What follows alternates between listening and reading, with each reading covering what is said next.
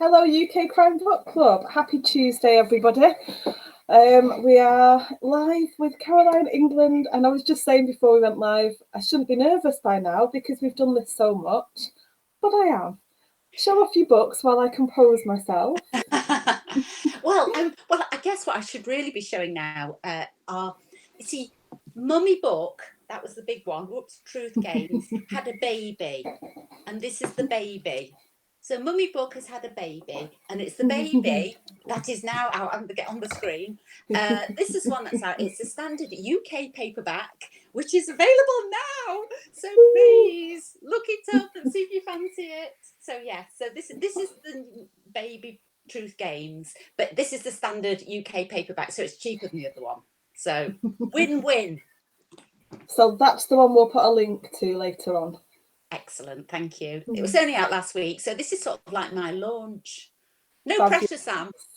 Oh yeah, thanks. Thank you very much. Didn't know when it was the launch. Oh, right. Let's tell everybody about the competition. So you very kindly said you're going to give a copy away. Yes. Well, I thought the clue is in the title, Truth Games, and in fact, the book is true to what it says on the tin. It starts with a truth game, and it starts 18 years ago or so, and it's a drunken truth game at university, and that's the prologue. And obviously, in truth games, you have to, drink lots of alcohol or whatever your tipple is, and tell a truth, a secret truth. So I thought we could have a fun competition where anyone who wants to enter into the giveaway has to tell us a secret truth. They have to confess something. But of course, it doesn't have to be real. It can be real. And we might all go, whoa, goodness. It can be made up and funny or whatever, but go for it. Just some daft truth. And then Sam will do the admin and pick one out of the hat. Maybe what are we going to leave it open till tomorrow, and then Should we maybe leave it until tomorrow and then we'll do a post with the winner? yes, excellent. So we'll look forward to any funny truths. Don't ask me anything. Yeah, I'm going to ask Sam what her truth is later. She's got to have to think about it. No. Absolutely not. Absolutely not. And in my lovely mug that I received from the lovely Caroline England at Christmas, it's Coke tonight, so you can't even entice me with Sam's had a couple of drinks now. Nope. No. Well, we all know that Coke. Oh no, I'm always honest. If it's usually lager, it's just not been lately. Is that why you're not telling the truth? Because you'd have to tell the truth because you're honest. Oh yeah. Couldn't make one I am too. I'm overly honest. Oh. Yeah, I'm too honest. It's ridiculous. People ask me a question and I feel obliged to answer, but not tonight. No. She's made her position clear. Okay. I have, but somebody's told me to ask you one strange truth about yourself. You've set yourself This is where up. I've got to. I should have prepared this, shouldn't I? I've got to be creative. We can move on if you like. Yeah, I'm really Sean Bean in a wig. That is a strange truth. Well, okay. It is a strange truth, but we're both from. He's a bit older than me, a few years older than me, and but we're both from Sheffield, and he's one of my favourite actors, so it could be. And he's got a great Sheffield accent because he says university and you. So you'll discover that I do these little U's. That's the proof. Fair enough. I was having a look to see if I could see who these comments are from, but I can't yet, so I'll have to wait. I can see someone I've vaguely heard of. See, now, I was going to wait to give him a plug, but there is a man whose name looks a little familiar. Nah, don't think we've heard of it. I bet he's got some BrewDog at the moment, some sort of IPA. Some names are popping up because Daniel's. We've got some names. We have. So shall we stop teasing and tell everybody who is watching? Yeah. And why it's so exciting. So go on. We've got Mike Craven watching. Hello, Mike. Oh, he's lovely, Mike. So is there anything you'd like to read, Caroline? Any kind of as in, I have to get my glasses on for this. This this is where I think it's going to sell 1 million. It's bound to, with this quote on the back, and it Can't says, go wrong with a Mike Craven quote. No, it's a M.W. Craven quote, which says, Hmm. unsettling and oozing with quiet menace in the very top tier of psychological thrillers. Absolutely brilliant.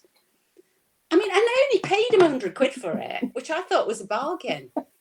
Not bad at all. But I know when we were chatting the other day, you were telling me how thrilled you were. Yeah, absolutely brilliant. It's so lovely, supportive, and we met at a, because even though we're different imprints, we're both with Little Brown, and we met Yeah. at a meal probably like 2 years ago now at Crime Fest, and I met him and his lovely partner. She was gorgeous and such really nice people, and it was a great meal. It was fun. It's when you did things like that. Do you remember? Yeah, vaguely. Yeah.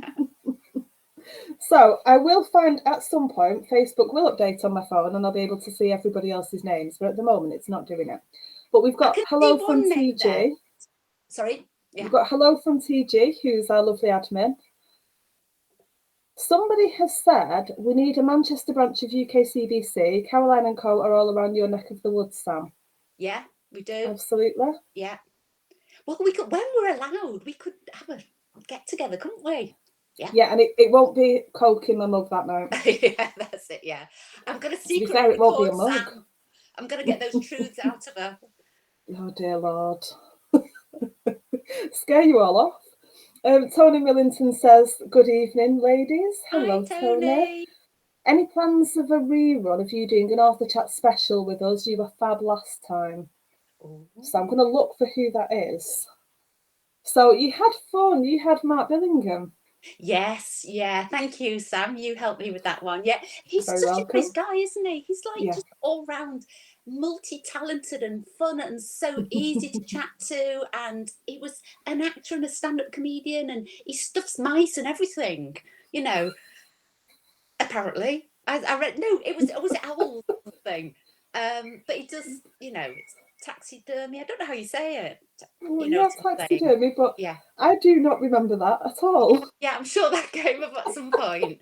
And but he was such a nice guy to chat to, and you know, and he's had so many books out and everything, and he's still modest and just really lovely. Yeah. You know, when I found the comments, and you know, when I said my face is always ridiculous in these thumbnails, Yeah. got another cracker. Oh. So it was Jane Riston who said, hello, ladies, looking forward to this. Hi, Jane. Hi. And Daniel McBreakneck, hi, Dan, says, I enjoyed Truth Games. It was the first of your books I've read. Which one would you recommend I read next? You know, if I did a review, it'd be, I'm dreadful at them, but it was beautifully composed. You But know. Oh, I want to get it up now and mention Dan's review because it's so good. But it was really good, and I love the way you said, I think something like unexpected, and about the twists when they come, they are devastating, and you know, so it was brilliant and really good. So please, everyone, read his review. It was great. And I'll see if we can post a link to it. Dan, have you posted it in the book club yet? If you haven't, please do. I think he kindly might have done, but and he was saying the next book. Well, I guess if we sort of start going backwards, the next one with Little Brown, the one before this was Betrayed Her. That was my first one with Little Brown, but this was it came out last year in lockdown, so it's got a bit lost really, which is such a shame. Because obviously I'm the mum, aren't I? So I love my children books, and I thought it was a good read as well. It's different. I mean, obviously it's all secrets and lies and stripping away layers of the past and everything, which you do so bloody well. Oh, thank you. Yeah, I'm so, you know, perhaps I'm a bit obsessed with all those things. I'm a bit odd, but never mind. That's not odd. It's the kind of thing that fascinates me. Yeah, peeling away those layers in family histories and things between friends and all of no, I love it. Yeah. It's like getting to be nosy. I'm quite nosy, That's but I'm true. quite reserved with other people's things. If you want to tell me something, I'll listen. But with a book, you can get right in there. Yeah, that is true. And I suppose it's that old fascination we've all got with what goes on behind closed doors. Because, you know, that's, I guess, what I'm exploring in all my books. You've got the facade of people, but they don't, some people do, they wear their heart on their sleeve and they tell you everything, don't you, in about 5 minutes. And you're like, wow. Me. Is that you? Yeah. Try not to. Whereas other people, they just appear really, cool and, life's all hunky dory, but actually often behind. And, we've all got human frailties and weaknesses and secrets. And I'm sure in fiction there are more than in life, but then often life is stranger than fiction, isn't it? Absolutely. Yeah. So I do love all those, stripping away and also I like with my characters to find to look at childhood and whatnot, because I mean, it's sort of, I don't know if anyone's been watching. I'm back onto Sean Bean again, but there's a drama on at the moment, isn't there, called Time, and there's only been 2 so far, so I won't say anything that's a spoiler. But again, it's like all those guys in the prison. There's reasons, aren't there? Nothing is Mm, actually straightforward. There's all layers of the past and why people end up where they end yeah. up and everything. And I find all that fascinating. Yeah, me too. There's usually always a reason, and Yeah, it's that scraping the layers away, like you said, yeah, and taking things right back to the beginning. yeah. I Stripping love them that. back. Yeah. Love it. Yeah.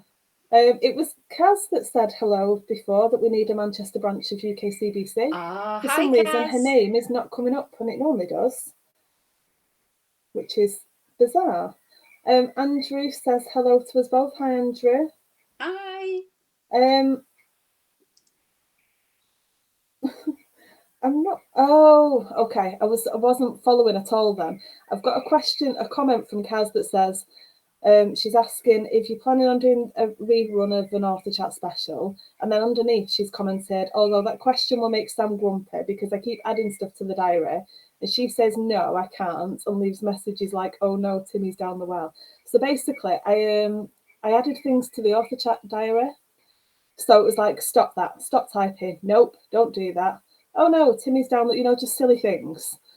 So hopefully it makes her think twice. It doesn't make her think twice. It does not. According to Mike Craven, Manchester's the south to us true northerners. Well, that's true. But I mean, I Rude. do like all those guys from Newcastle. I like they just need to talk to you. And you're like, I love that. The accent's just great.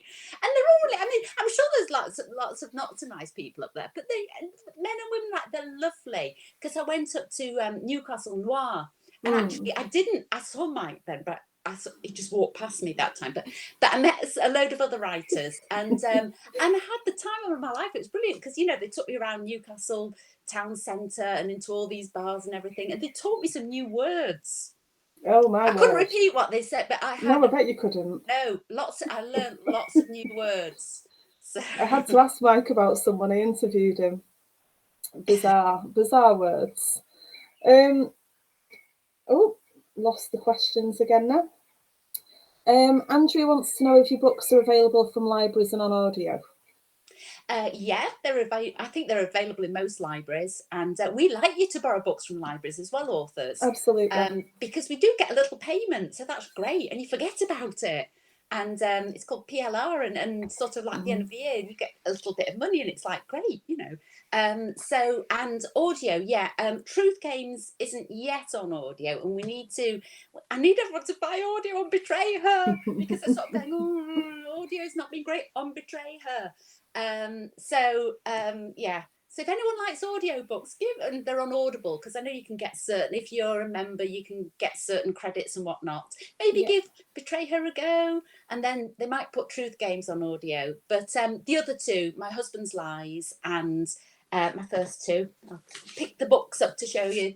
My debut was Beneath the Skin, and that's on audio. And in fact, just the other day, it was £2.99, and I've downloaded it for myself, which is a bit sad, isn't it? No. Well, I can't not for £2.99 because I've never listened to the whole thing. And then My Husband's Lies is on audio as well, but I have listened to that one. So yeah. So And while we're showing the books off, yeah, see those Carol Land. Tell everybody about the other names. right. Well, I've got 2 other pen names. One is C.E. Rose, and the clue is in the C.E. And I don't have a middle name, so I chose the Rose as half my sister's name. And so that's C.E. Rose. And the first one is called The House of Hidden Secrets, and that's out on audio, if anyone fancies an audio.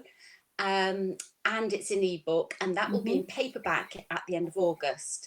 and I can't show you the cover. Well, I could, but I'd have to get my phone up or something. But it's a gorgeous cover. It's sort of red leafing. It's brilliant. And It is a I'm with beautiful cover. yeah, I'm with Hera Books, and I love the because it's a very feminine first. It's a small publisher, but they're great. And Kashini's the editor there. She's brilliant, and Lindsay's brilliant as well. And they did this gorgeous cover. And in fact, the second one with Hera is called. It's another house one, and it's called The House on the Water's Edge. And that will be out in ebook on the 11th of August. And in fact, any of you guys out there are NetGalley reviewers, it's available to do whatever you do. Request. That's the word I was looking for. That's what I was going to say. I've just seen that it was available for request on NetGalley. Yeah. So I don't quite know how that works, because I'm a sort of member where I just have a nosy at everything, but I've never requested anything. And I know some people are like, well, I requested it and they turned me down. So I don't think it's a foregone conclusion, is it? No, it's not. It's definitely not. Right. Yeah. Because I suppose people like Mike and the other major author sort of thing, I suppose they can't give it to everyone, otherwise no, of course buy it. They just have got it from NetGalley for nothing. But yeah, so that's that. And then the other ones they're over there, are my Caro Land ones, and they were published by Bloodhound Books. Was it only last year? Yeah, I think feels like year. a year ago that I read them. Convictions and Confessions. Yeah, and they start the sort of feisty feminist Natalie Batch, don't they?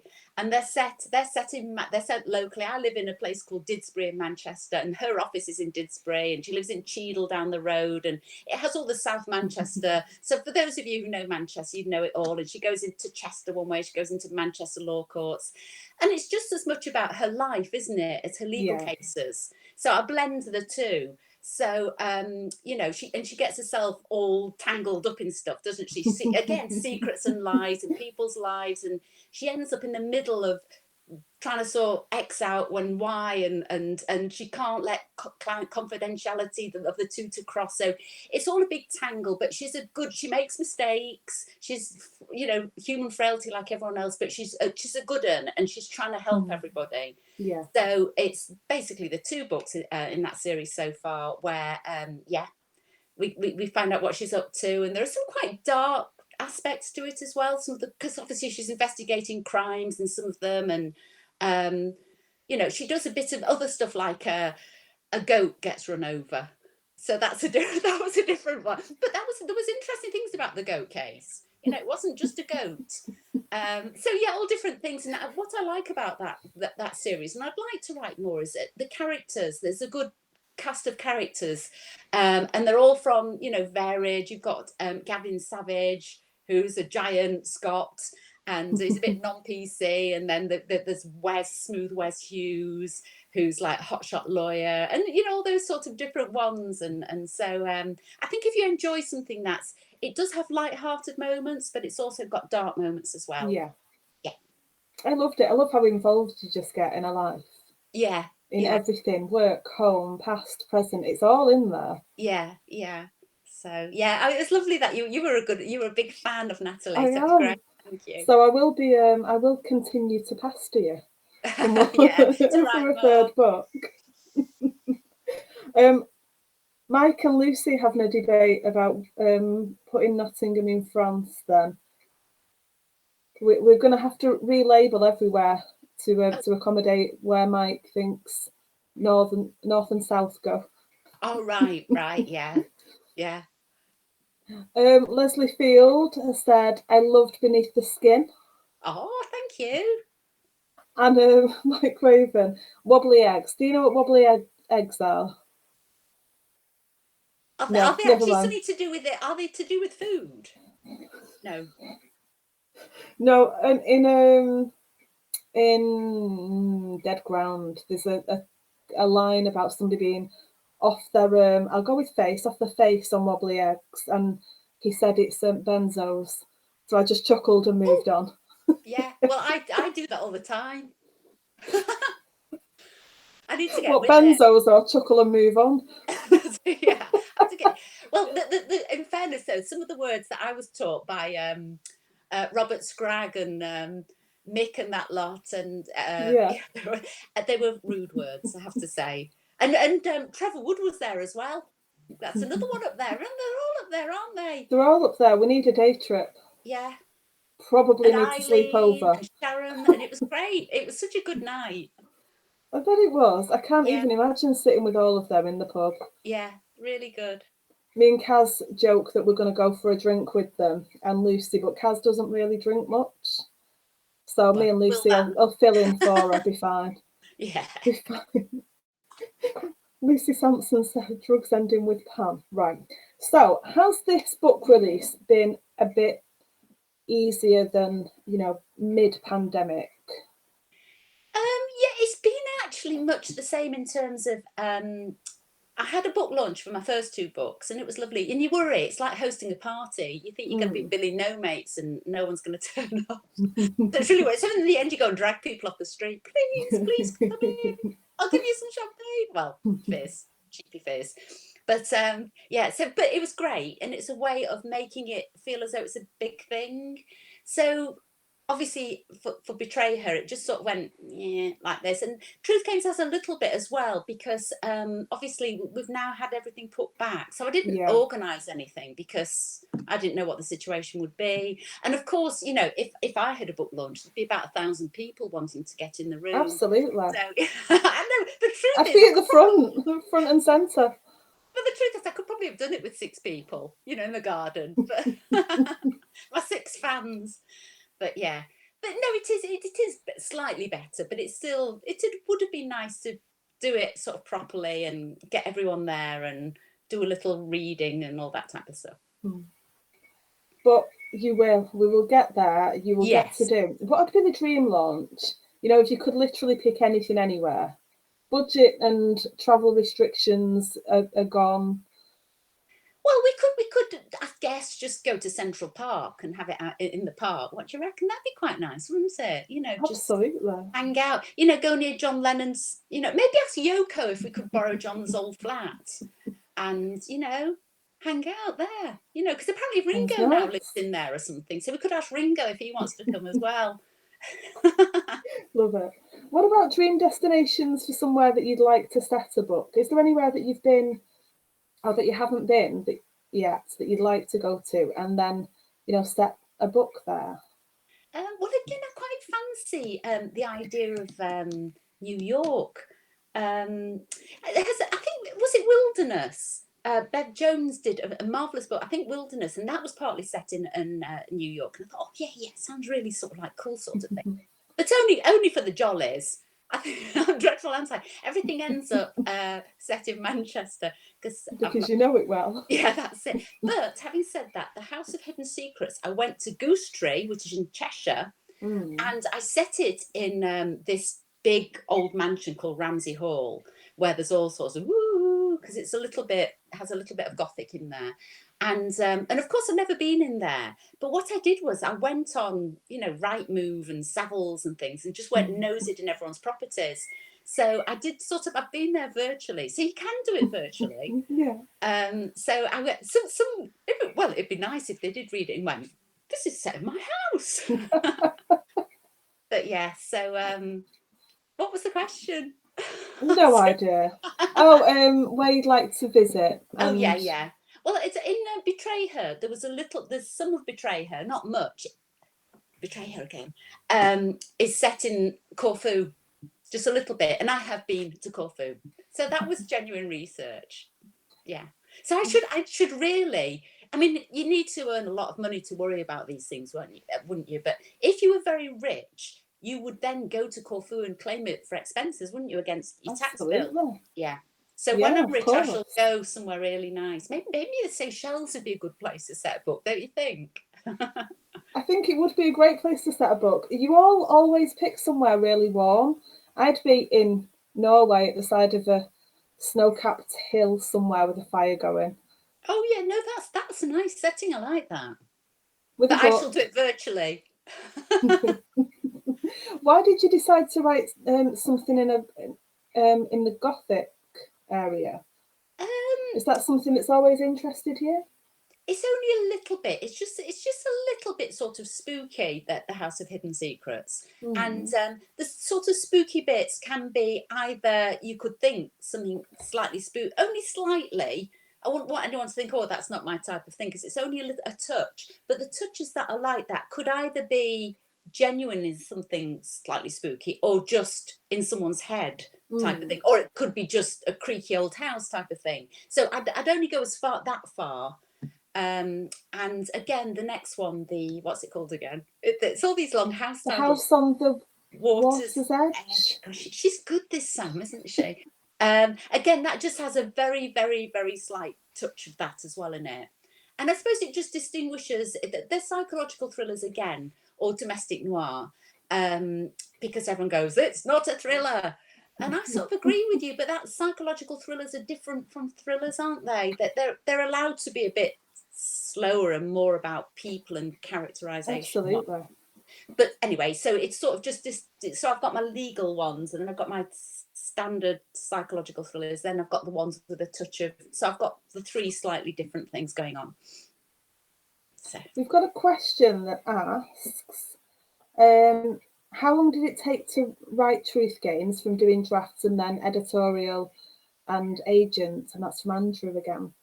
yeah, well, I find that I don't know about other authors whether they've got a better answer than my answer's rubbish, because as it happens, Truth Games was written many years ago. It was one I had when I was in the novel lists closet and I wasn't telling anyone I was writing novels. That was one of the first ones, as was Betray Her and Beneath the Skin. I wrote those 3 books within a year, but they were just rubbishy first drafts of just ideas that came to me. And I didn't tell anyone about them. And as I say, I mean, it must be way over 10 years ago now, probably 15 years. So that's where the first draft came from. And then sort of as the years went by, I'd sort of go back to them occasionally and whatnot. And then, of course, as people will know, once sort of it goes to the publisher, then they have their spin on how they'd like to shape things and whatnot. And they kept it pretty much as it went to them. But they sort of said to me, you've got too many twists. So can you believe I had even more? Because there's a lot in there. And they might come bump, bump, bump quite rapidly. But yeah, so they sort of said, maybe take a couple out. So yeah, so I can't answer that question because it's just, well, if I was being honest, I'd go 15 years, but that's not quite, yeah.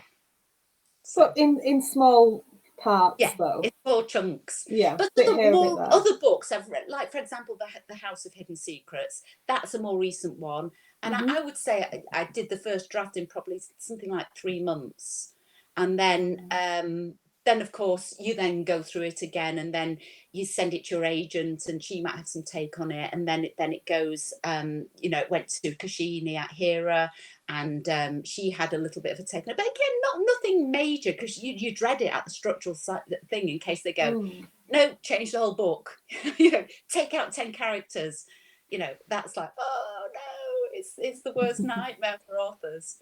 But yeah, so I'm not very helpful there. I want to know how each book starts. So do you get kind of just a small idea and it builds from that, or do you have a very firm idea of exactly what's going to happen? No, I'm very much the small idea. Sometimes it'll be like, I think in Beneath the Skin, I just had an ending thinking, oh, that'd be a good ending. So then I had to build all the characters around it.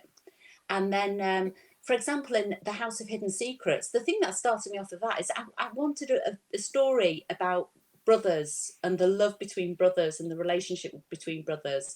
And yeah, so that's sort of weirdly where that came from.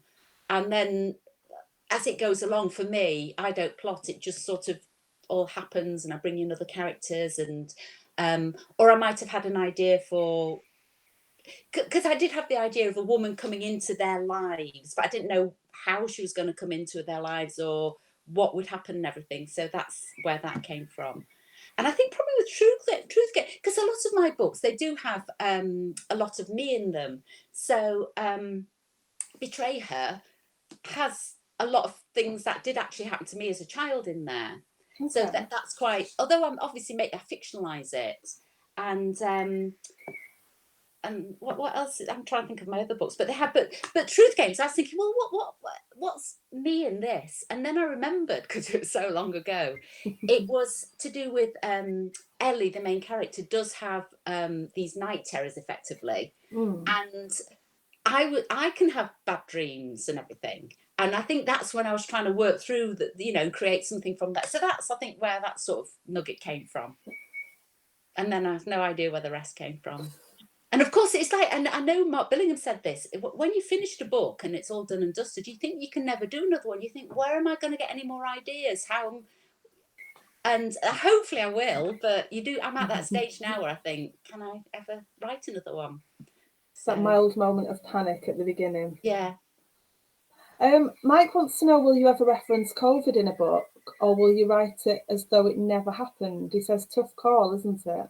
It is, I think, yeah, definitely. I wonder whether it's going to be harder for you guys that write police procedurals and whatnot, because it's sort of maybe more pertinent for that time. Yeah. I don't know why. I mean, perhaps I'm being unfair there. Whereas because mine are standalone, could actually be set anywhere at any time, because it's more about people and secrets and whatnot. I mean, I do tend to set them all, make them contemporary.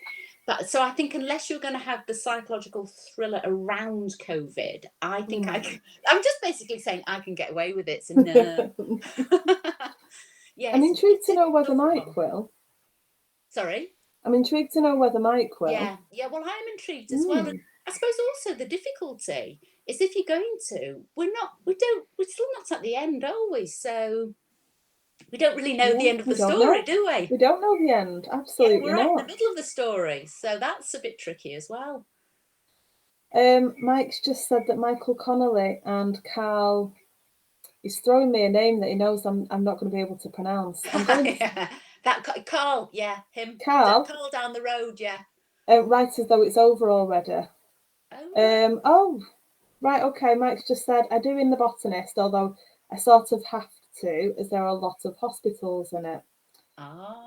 So, yeah, interesting. I suppose you could sort of slightly sidetrack it by referencing it in the background, but it's not going to be part of the major story. Yeah, not right front and centre. Yeah, and will people? A tricky one. Yeah, and will people really want that? After we've fed up to the back teeth of it already, aren't we? Will we want to read about COVID? I don't know. It's one of those catch-22s, it's some people have really enjoyed reading some things and some people won't want to touch it. Yeah. Very, very strange. Yeah. So tell us about The House on the Water's Edge. Right. So it comes out in August. Yes. Yeah, in ebook and hopefully audio as well. Okay. Right, well, that's a tricky one because I can't remember. Can you not really say anything about it yet? Yeah, no, I can. No, because the blurb's out there.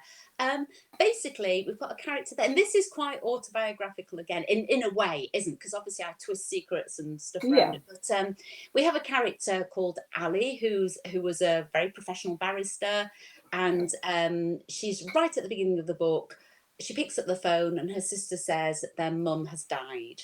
So that's a jolly start to the book. I know, and I'm laughing as you say it. I know what you do. And, Mike's spelled out Carl Hyacin.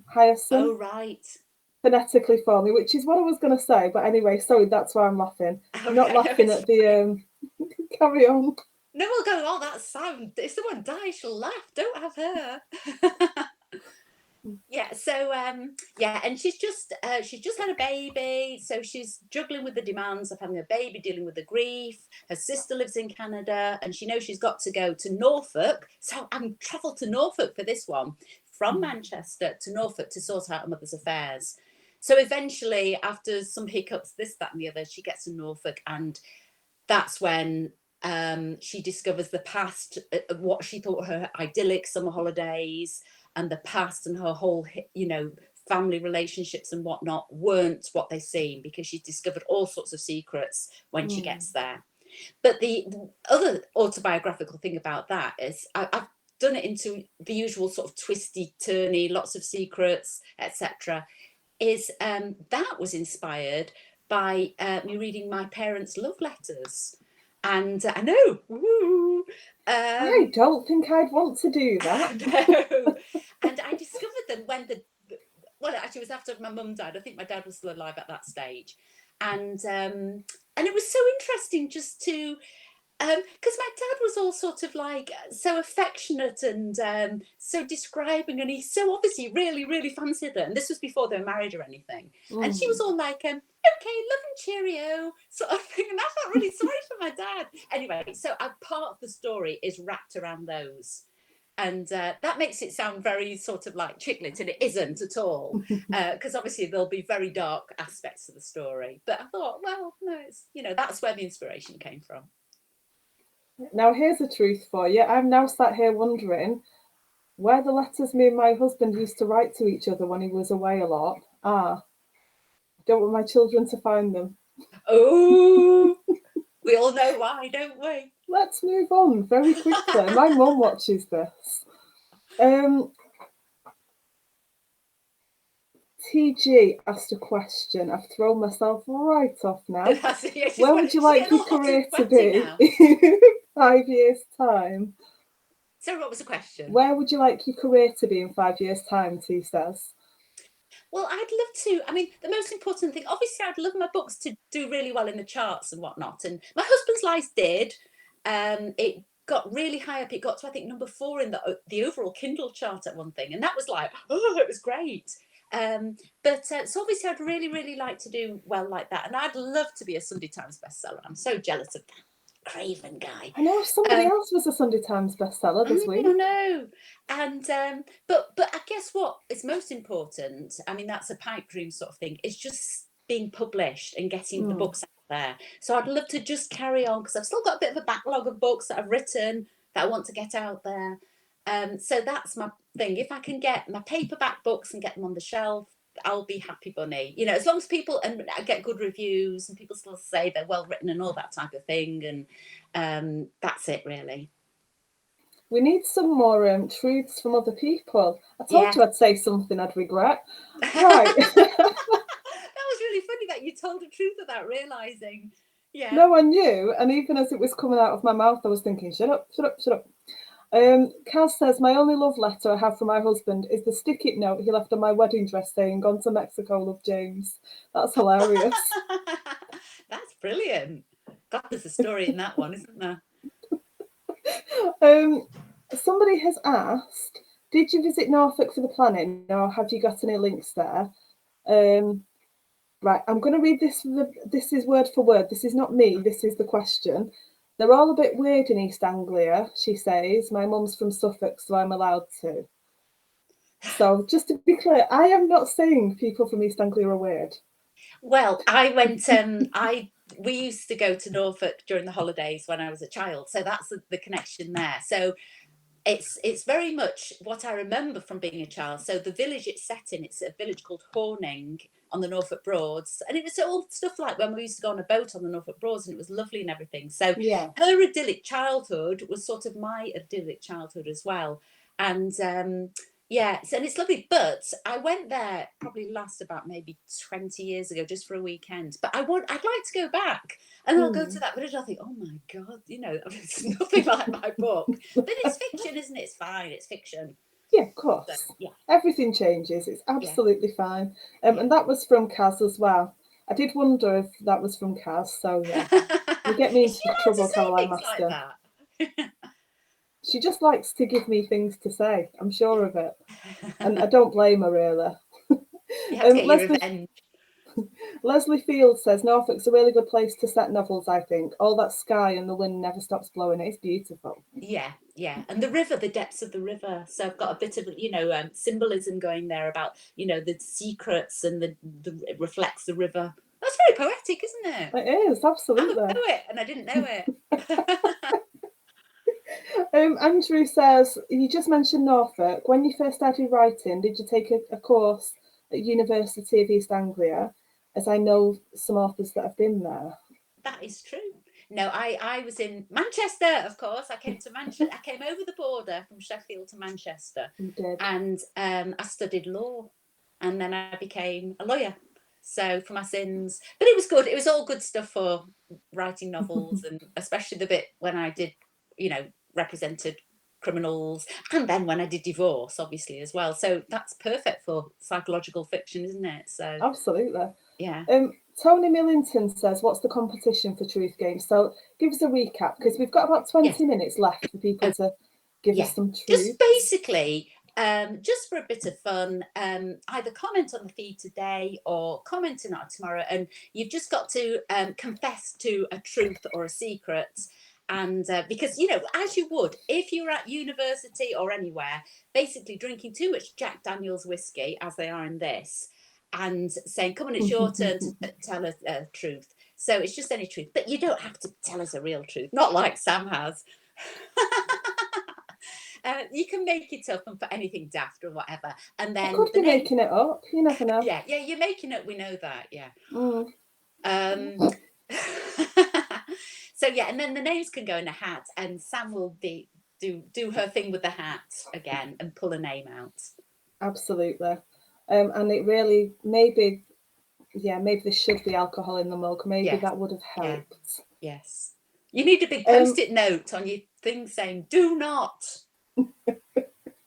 I really should. There's post-it notes everywhere. I'm a fire hazard.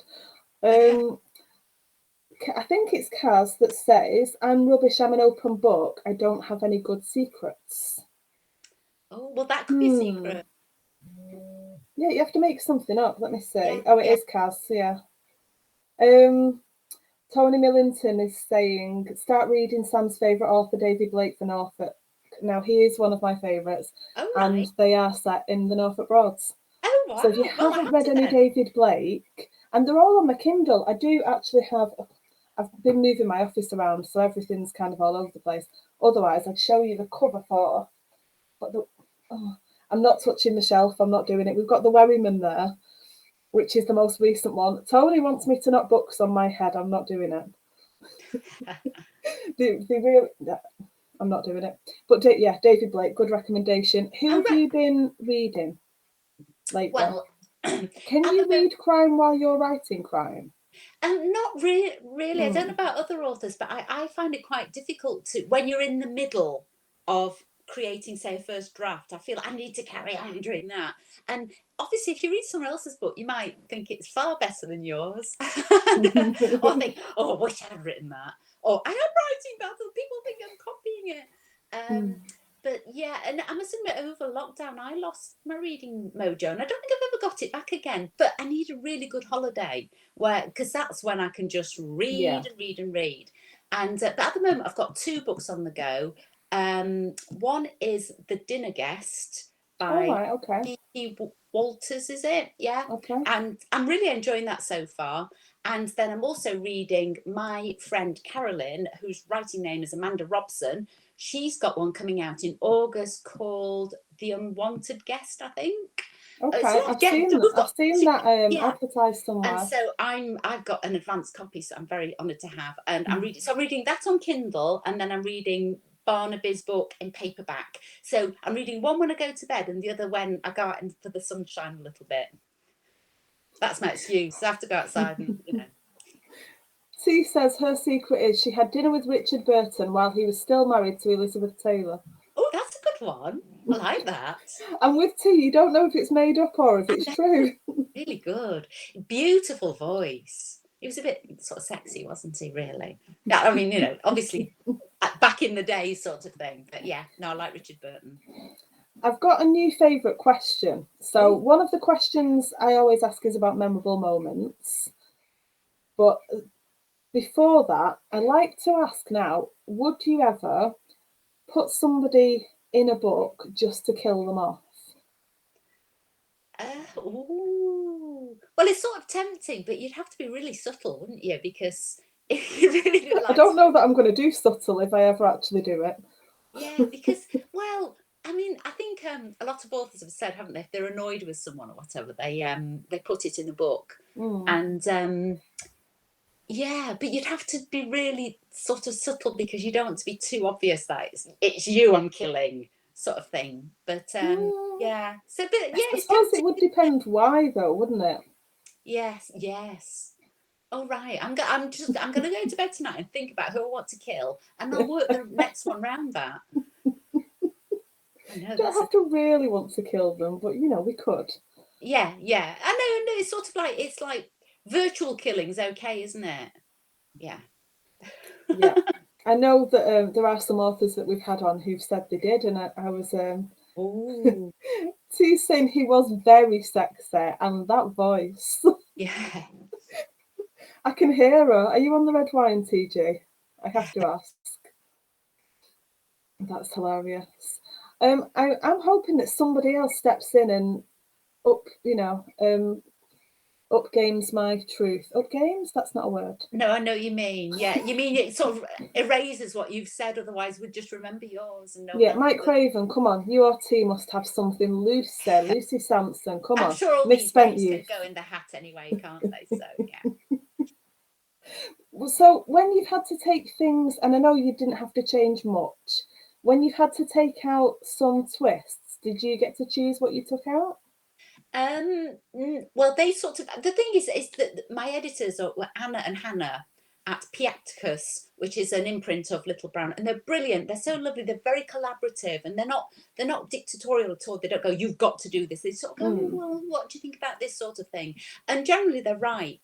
But one of the twists they sort of said, "Oh," but that was my favourite one, so I kept it in, but I sort of changed it slightly.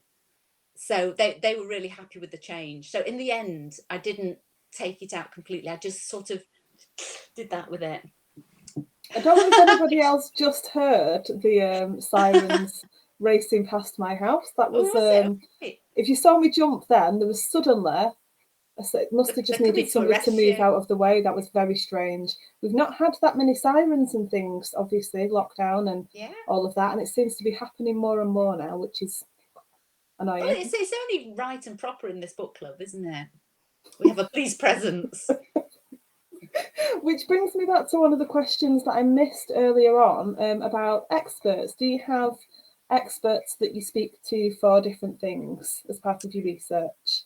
Not really, Not but really needed to so far, have you? yeah, I've not really need to. And obviously the legal stuff, it was vaguely of what I remembered. And I did look it up on the internet to check I was right. And I might be wrong. And if there are any lawyers out there who say I'm wrong, then I'm wrong. Never mind. And but a few of my books have well, sort of the House of Hidden Secrets has a medical slightly part of it, and I just wanted to check that worked well. So I have in my writing group a retired doctor, so anything medical I say, could you please read another one? And oh yeah, and also in the second, I don't know if you remember, Sam, the second Natalie batch, there was um a mercy killing. We know there was a mercy killing in it, and I Right. just wanted to check what doctors would do, what doctors prescribe people who are very ill, etc. So I got him to clear that, so I could go. If anyone thinks I've got that wrong, it's Dr. Peter's fault. David Monaghan Jones, is it Monaghan or Monaghan, David? Says, just joined late and hello. But so, Hello. David, there's a competition. You need to tell us a truth to be in with a chance of winning a copy of Truth Games. And it doesn't have to be anything, you can No, lie, it does. basically. No lies. You can Truth, lie. please. It's only Sam who's being honest. I'm gonna have to edit this. Absolutely. Tony Millington says, I was a lifeguard hunk in Mallorca. I can see that, Tony. Well, good one. Ooh, we're all having the visuals. Absolutely. And T says, would I lie to you?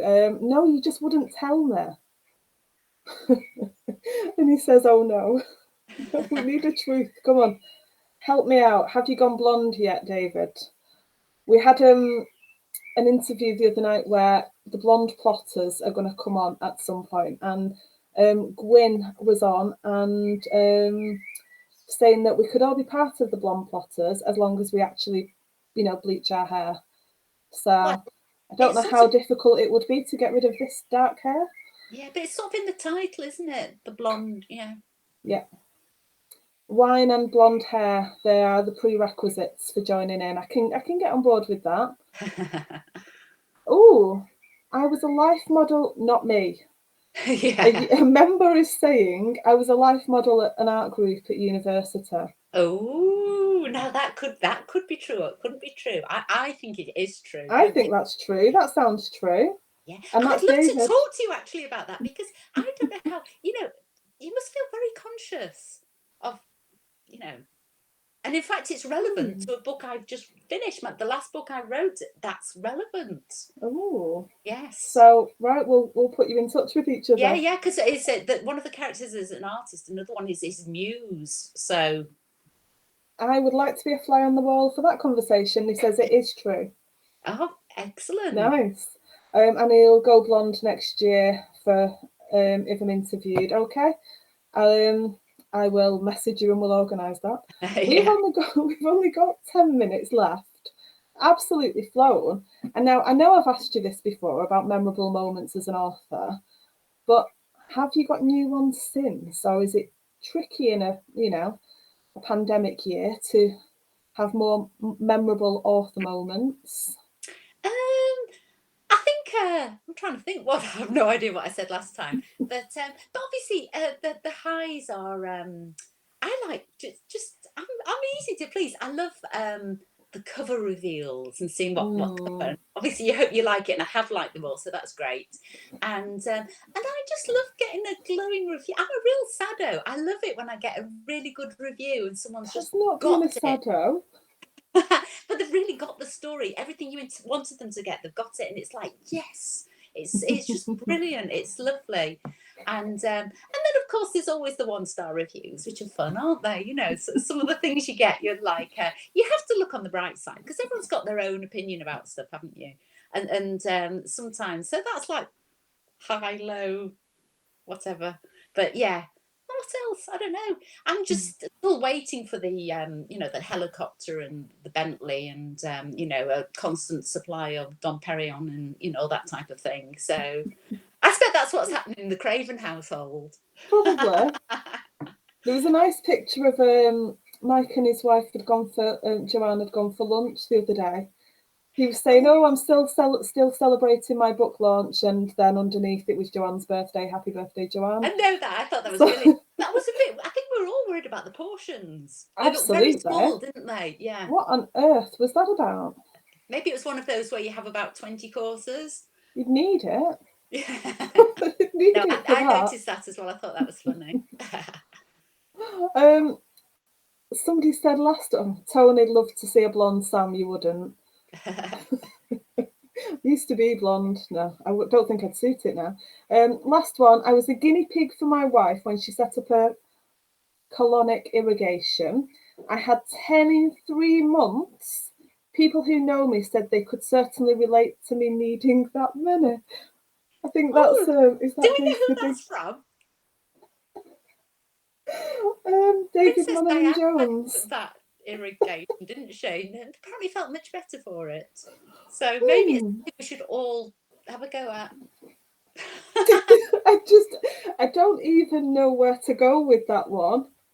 Mike says it was 7 courses, I think. Oh, Do you right. think We'll because there were also 7 drinks, Mike? Yeah, that's we have to ask. One for each course. We should just say as well that the lovely Mike who gave you a glowing review, Dead Ground, had to be next to Truth Games, had to put you both together for this interview. Oh. Which you were very gracious about. You were fine with Mike getting a plug as well, so that's really nice. Absolutely. Yeah, definitely. 7 courses. I'm intrigued to know how many drinks there were with that. If it's 7 courses, I think. Yes, yeah. Interesting. Right, we have got 3 minutes left. Do you want to give us a recap of your book so everybody knows what to rush out and buy? Yes. Well, I mean, I think you will be stampeding the streets even as we finish. So I'll go backwards. So, Truth Games, UK paperback, finally out. This is obviously available on Amazon and whatnot, and it's in some Waterstones. My local Waterstones have it. My local bookshop has it. So it's, I think, £7.77 currently on Amazon. So yeah, this is the one I'm trying to promote, and it'd be lovely to see it go up the charts and whatnot. So that's the one, and it's getting some lovely reviews at the moment. So that would be great if anyone's interested. And this is the one we're doing the giveaway. And then last year's lockdown one was Betray Her, and that's Little Brown as well. And it'd be lovely as well if anyone fancies, basically that it's friendship and what's behind the friendship and childhood. They've met each other when they're 8, and there's a man in the mix. There's And you always know a what man in the happens when mix. men are in the mix. Then my other 2 Caroline England books were My Husband's Lies, and this is the one that became a Kindle top 10 bestseller, and it's based locally again in Manchester and whatnot, and yeah, and it's the audiobook's brilliantly. I've got a guy to do that one. They were going to say, should we do a woman, and I said, it'd be nice to have a guy to do it, and he's done a brilliant job, and he was in Mad Men. So I'm rubbing shoulders with the stars. I think only a very small bit, and then my debut was Beneath the Skin. So that was in 2017 now. So time's getting on. Then I can't show you my 2 C.E. Rose books, but if you just look them up on Amazon or on Kobo or Apple Books, you can pre-order that one, you know the title. House on the Water's Edge. That's the one. And you can actually download The House of Hidden Secrets, listen to it on audio, and the paperback's out in August. Then just quickly, there's my 2. I didn't bring these forward, did I? I had to be careful there because I've got no bottoms on. No, that beats my truth, hands down. I've got my tracky bottoms and I've got too hot, so I took them off so I can't stand up. And these are my 2 Carol Land ones, if you can see them. So there they are. And although they changed the cover of this, so it looks a bit different now. But the first one was Convictions, and the second one was Confessions. So that's all. And I managed not to give you a flash, so we're okay. What a way to end. I know, well. I might win my own book at this rate. Well, thank you very much. Thank you for everyone who has joined us and said hello and given us some eye-raising truths. Hair-raising in my... Oh, no. Moving on. Thank you so much for everyone who's joined in. It's brilliant. And thank you for coming back. Sam's fabulous, and she's told us her dark, dirty secrets. Oh, don't say dirty. Oh, God. Thank you. Somebody says, lovely interaction and nearly a bum finish. Yeah. Boom, boom. Thank you so much. I can't wait for next time. Oh, lovely. Thanks you. And thanks to everyone in the UK Crime Book Club. Thank you.